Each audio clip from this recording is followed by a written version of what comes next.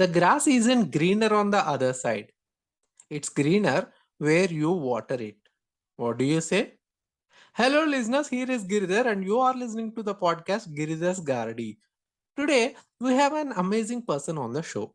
He is an avid book reader, games and movies lover, a passionate toastmaster, and above all, a social and friendly person. On this note, here's welcoming the guest for today's episode, Anirudh. Hi, Anirudh. Welcome to Giridhar's Gardy. How are you doing today? Hey, Giridhar, and hi to everyone who's listening in.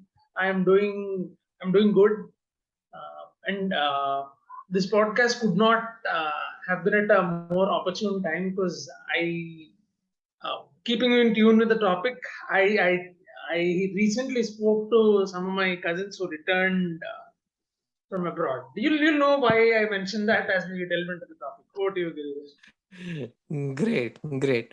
So, just a quick question before we start. How do you feel like being a guest on this podcast? Honestly, I feel quite overwhelmed and honored. My first question when you asked me on your podcast was, what do I have to say that others will actually listen? What can I say to keep them interested in a conversation with me? Then I went through the previous episodes. I especially loved the one about succeeding with failure and the one about sustaining relationships. The second one mostly because uh, one of our mutual friends, Sitaram, was the guest on that.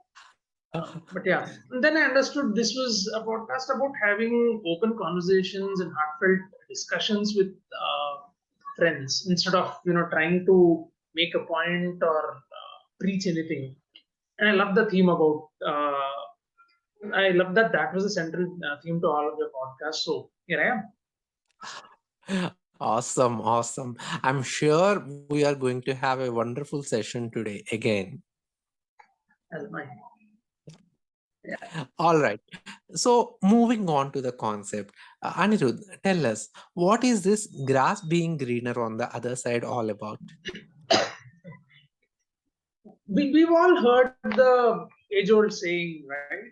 The grass is greener on the other side of the hill. It roughly translates to us not being happy with what we have and focusing on the so called greener pastures.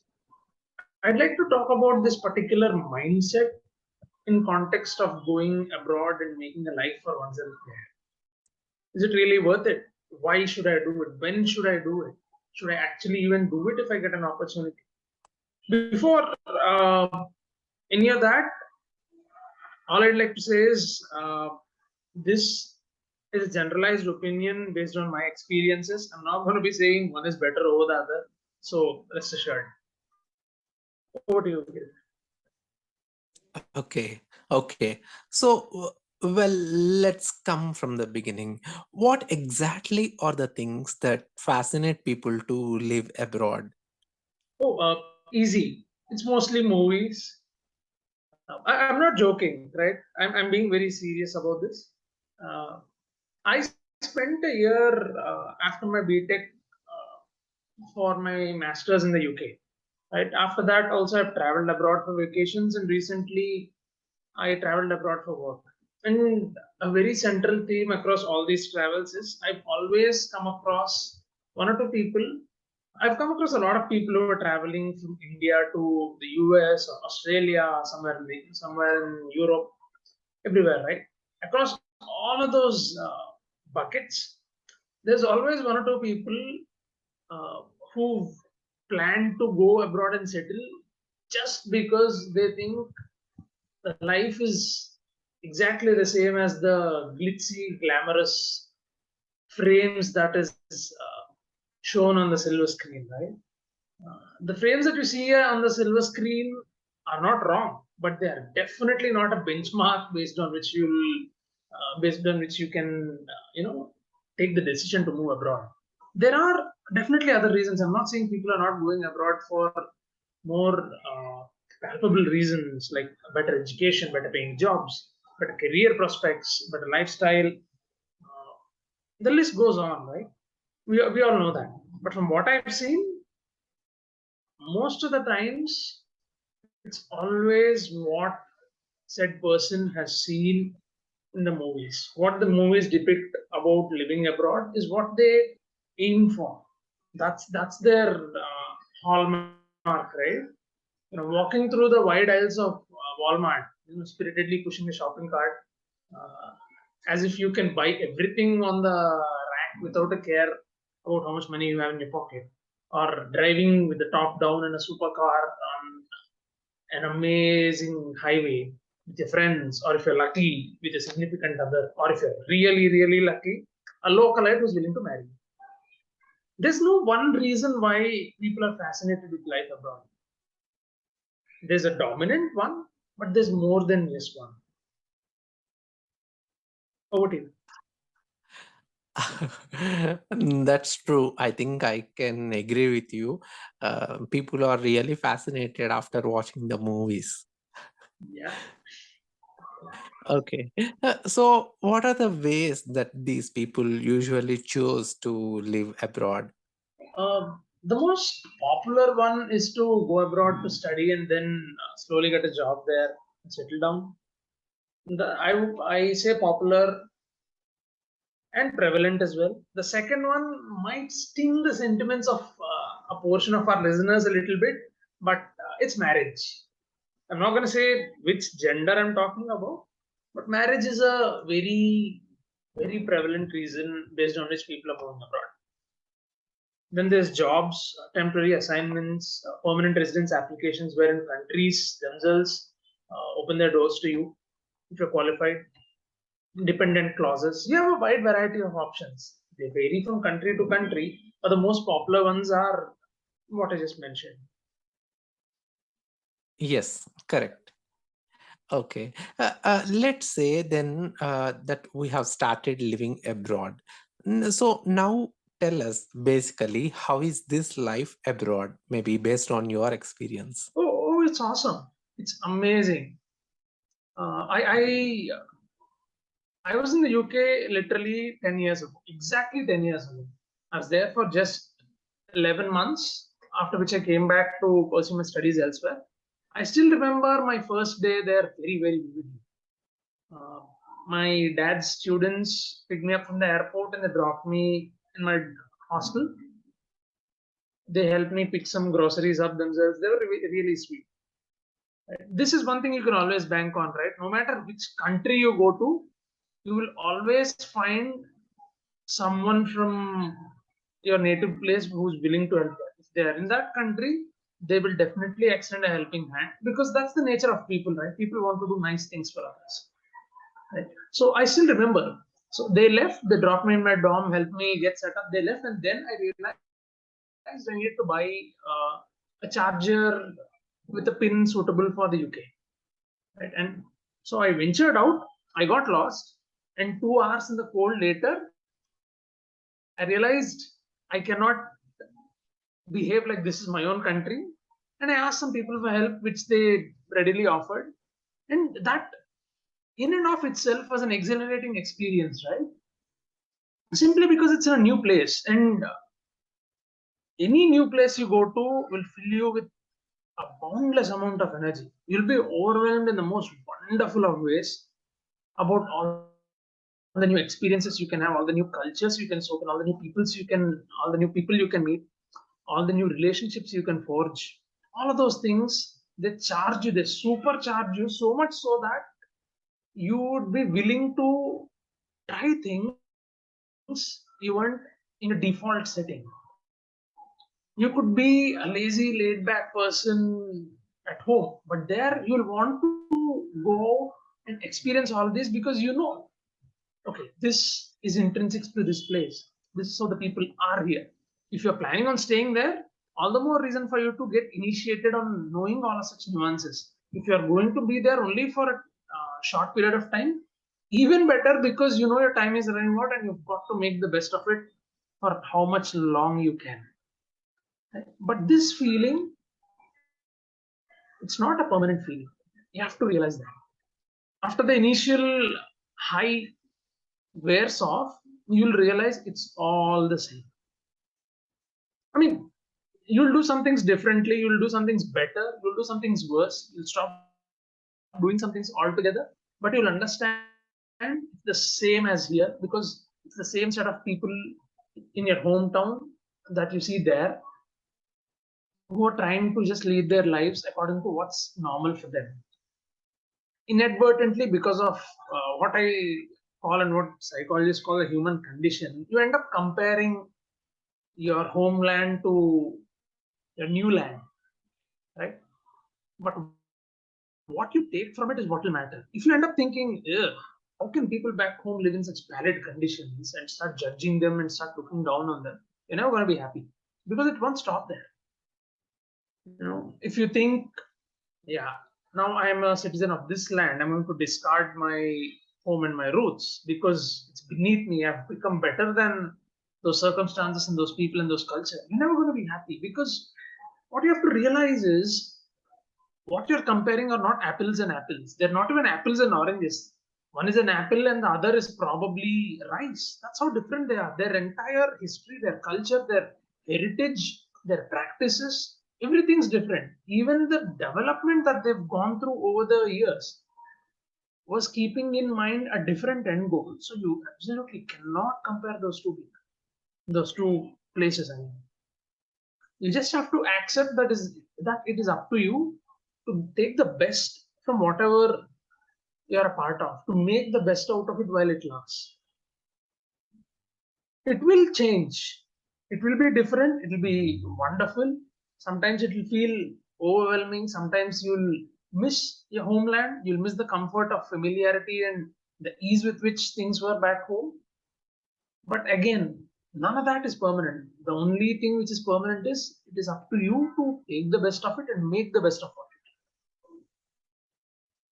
Over to you, Giridhar. Yes, well said, Anirudh. Probably, I think it's like more or less the same feeling when we go to some other state in India, since India has great diversity. And Absolutely. during the initial days, we'll be excited pretty much, and maybe after that, we'll feel it more or less the life is the same across. Yeah, absolutely. Okay. So, Anirudh, now tell us, in what ways do people's personal and professional lives get affected once they start living abroad? Oh, see, in one word, drastically, because the main change is not going to be a different job or a different city or a different time zone. No, the main change is much more basic. It's much more uh, conceptual. It's because your priorities will change once you live abroad.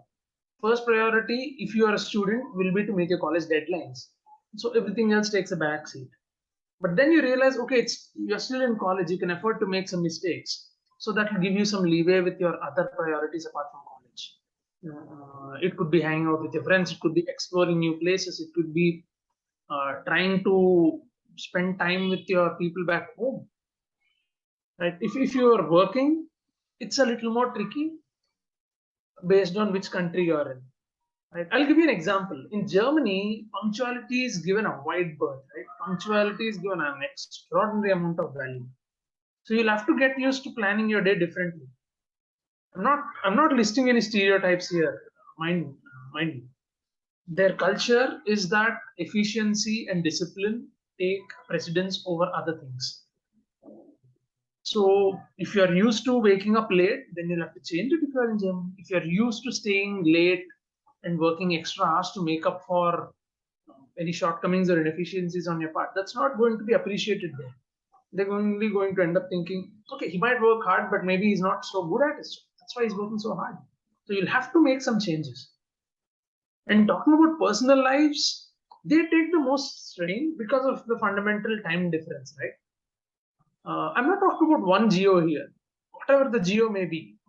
Even if it's Dubai, which is just 2.5 hours away from Indian Standard Time, you cannot just call your folks up and say, "Have you had lunch?" Only to have them ask you, and you say, "Yeah, I'm not going to have lunch for a while," which will end up in your folks feeling bad. Our kid's not eaten yet while we already have. Right? So personal relationships do get affected, but everyone adapts, everyone adjusts, right? But there's one sort of relationship which will take the largest hit if it's across geos and time zones, which is Romantic relationships. Long distance is a pain to work with. I'm not gonna say it's good or bad. I leave it to you guys to decide. But yeah, priorities change, which trickle down into lifestyle changes, because of which put in layman's terms, your timetable is going to change. So yeah. Looks like some hidden personal experience or someone whom you are aware of with respect to the romantic relationships here. I sincerely wish I had something like that. I sincerely wish. I'm not being modest here. Okay. Yeah, but what you said was a really awesome. Means it's amazing to listen to all the things at various geographies, like Germany with respect to the time management and efficiency. That's really good, a good thing. Of course, again, you can't ask me to what extent we can adhere at that point. Yeah. So, okay, all right. So now, Anirudh, let me put the most important question or the crux of this episode to you.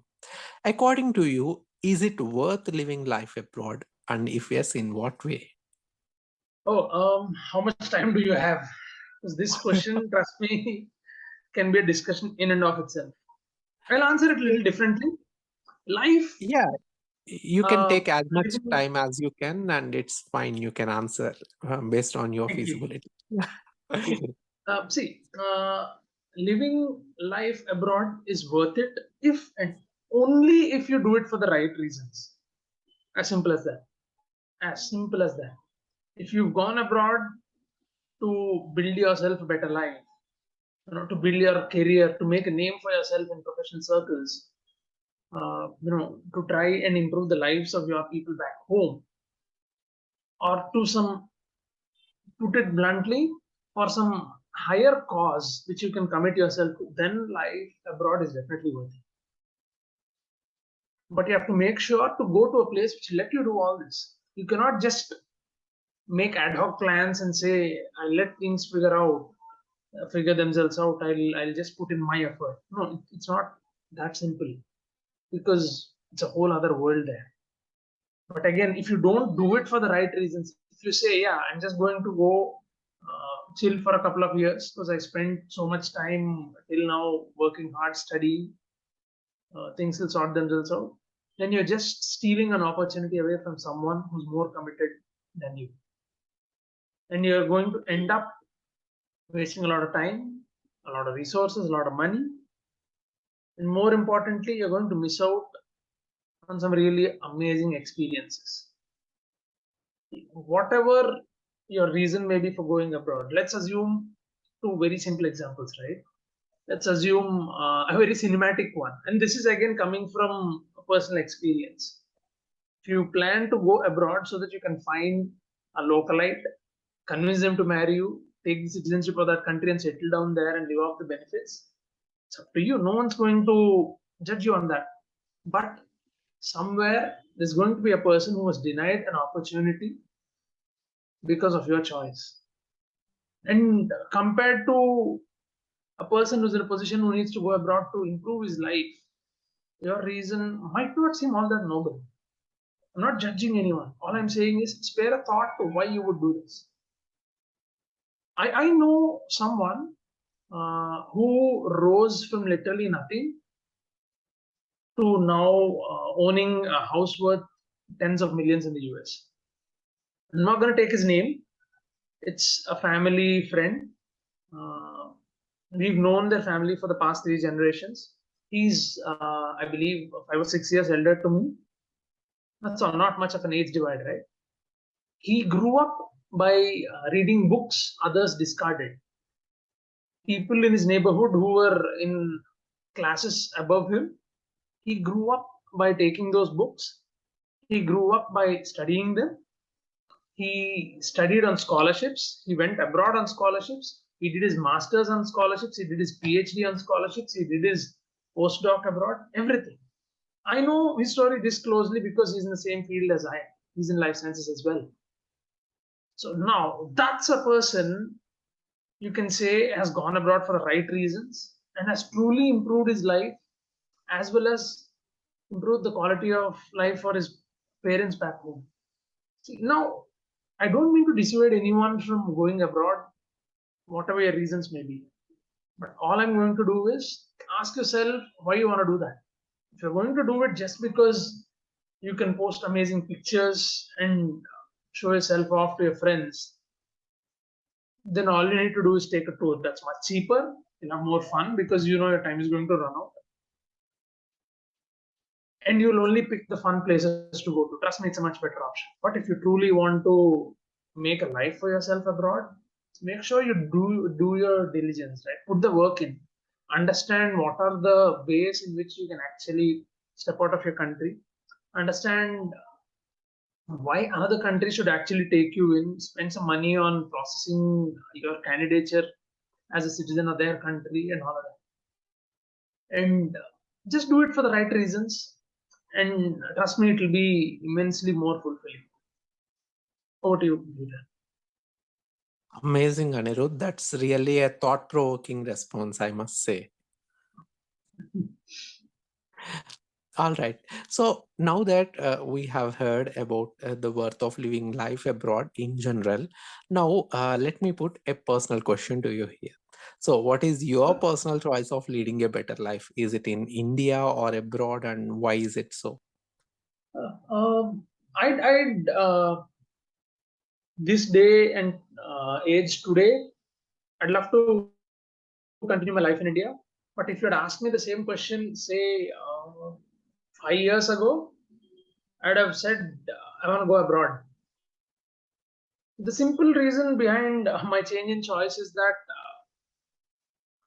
I realized I was not planning to go abroad for the right reasons. That's where all of these points are coming from, right?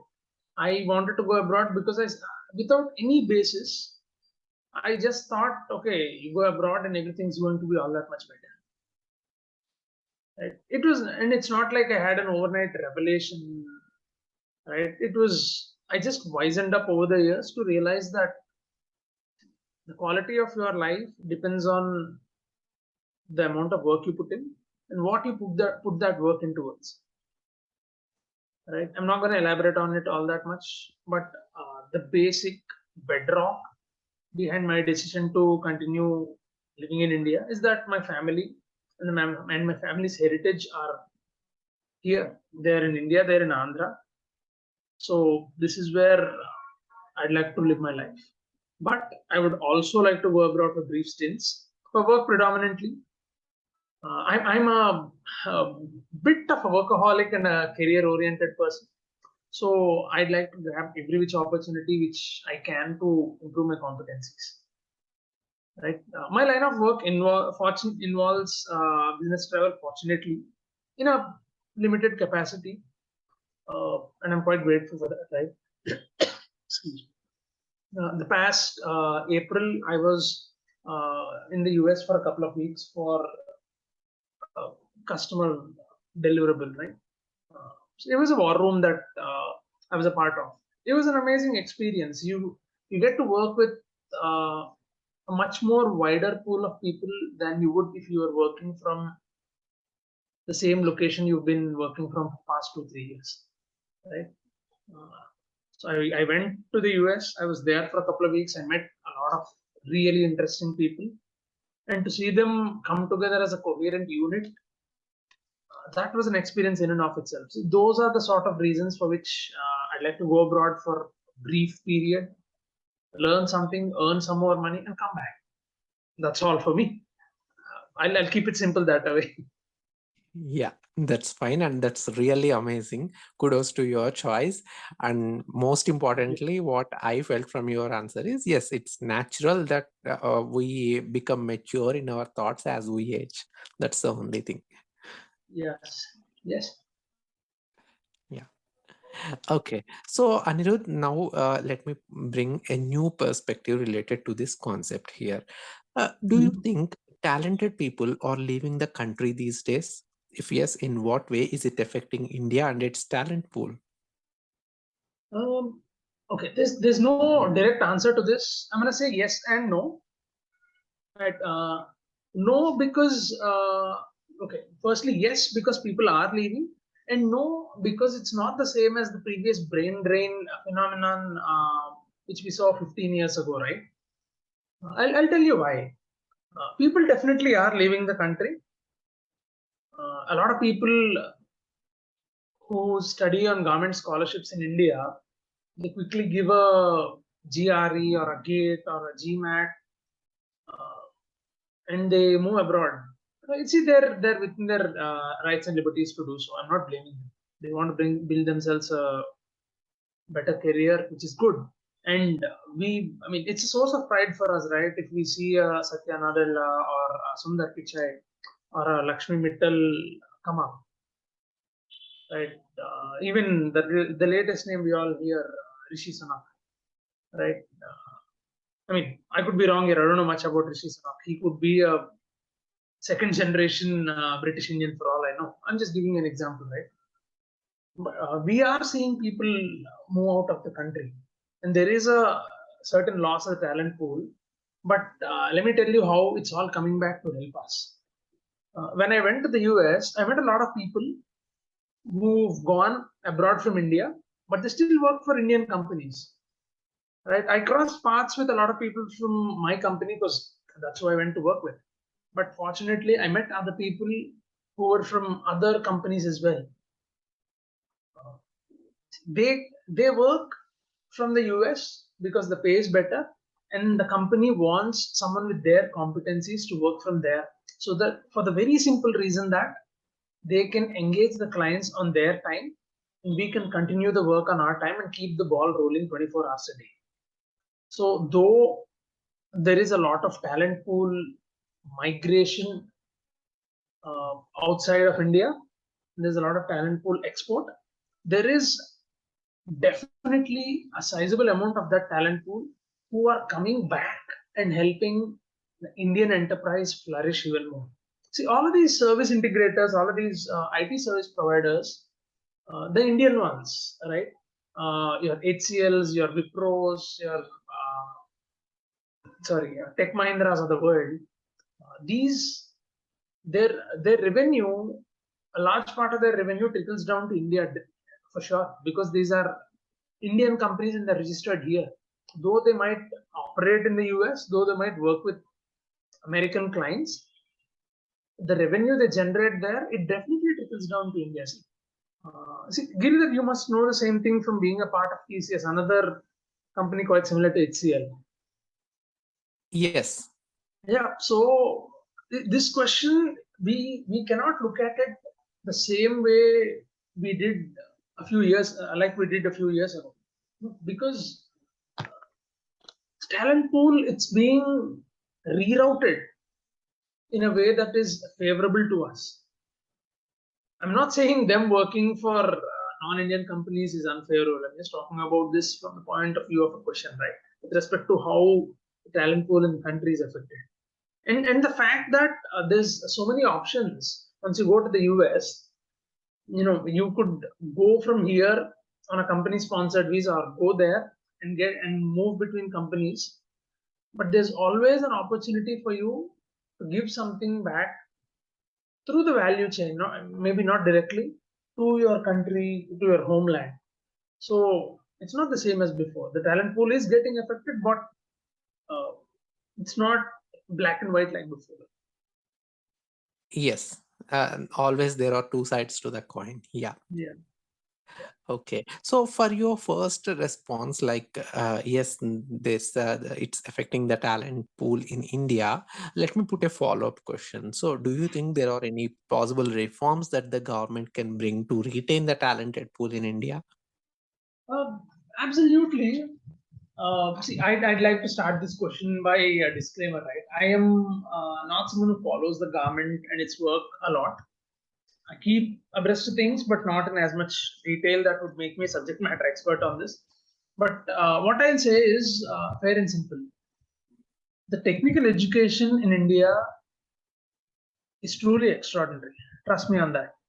We have, when we look at the people employed in some of the really key technology areas, you'll see a lot of Indian names there, right?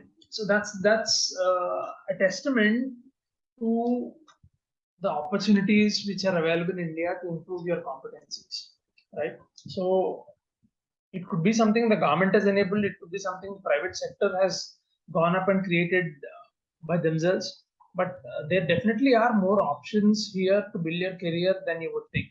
Trust me, I was of the same mindset, and I was happy to be proven wrong. But there is still work to be done, right? First and foremost, a lot of the people do not know what opportunities they have to build their careers on par with what they would be if they were working abroad, right? Most of the colleges, they do not talk about anything beyond the curriculum. They do not talk about the other upskilling options. When I was doing my MBA, I was part of this committee called the Professional Development Cell, right? We did very little work, but the concept behind that committee was quite fascinating. We used to chalk growth reports for how our batchmates could build their careers once they get into a company. We used to do some work on understanding what the company offers, what they historically gave in the way of career opportunities once someone was an employee of their organization. And we used to create growth plans as to how these people could put in some work from their end to beat that curve. This is something which colleges have to do. Right? Colleges themselves should tell students, okay, see, these are the greatest and latest trends in the industry. I'm taking a very basic example of software, right? Um, Companies should tell students, see, okay, there's a new coding platform that's coming up.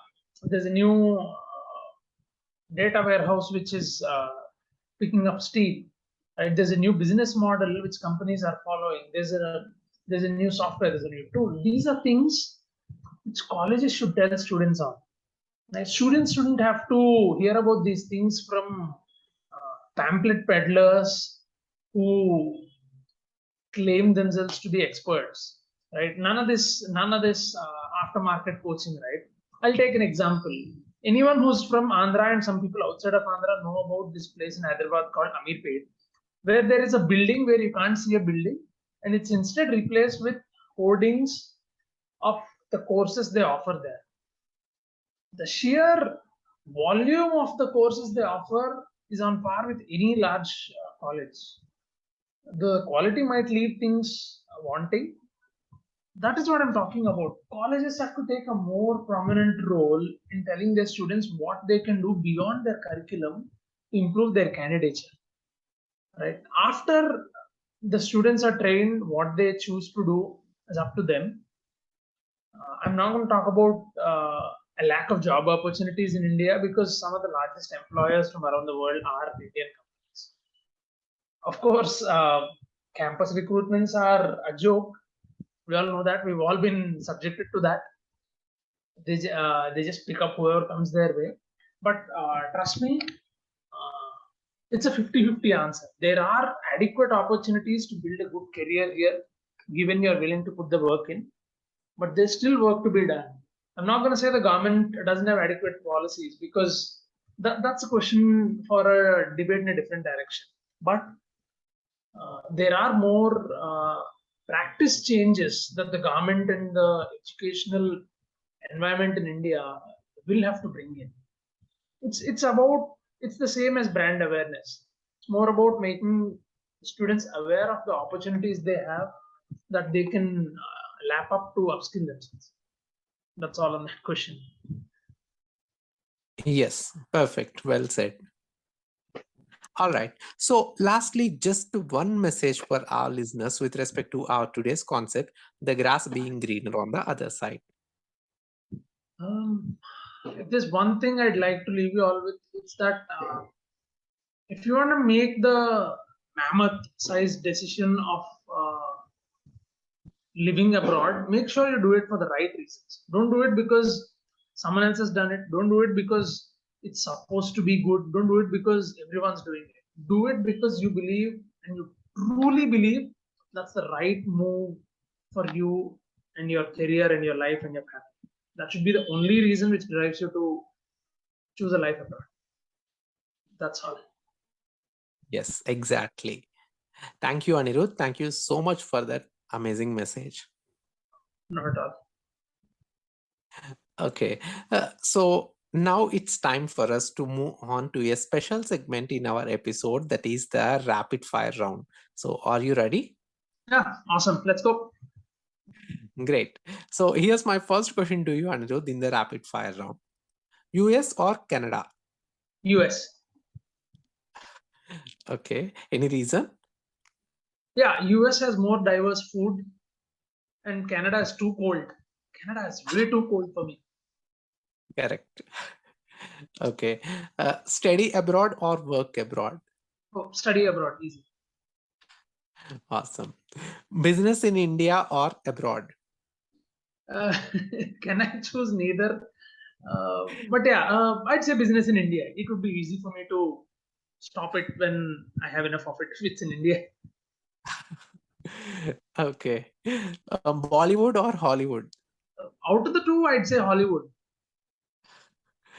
Great. Football or cricket? So cricket. Okay. Amish Tripathi or Chetan Bhagat? Oh, that's easy. Amish Tripathi any day. Awesome. Public speaking in Toastmasters meeting or non-Toastmasters meeting? Uh, this is tough. Toastmasters. Great.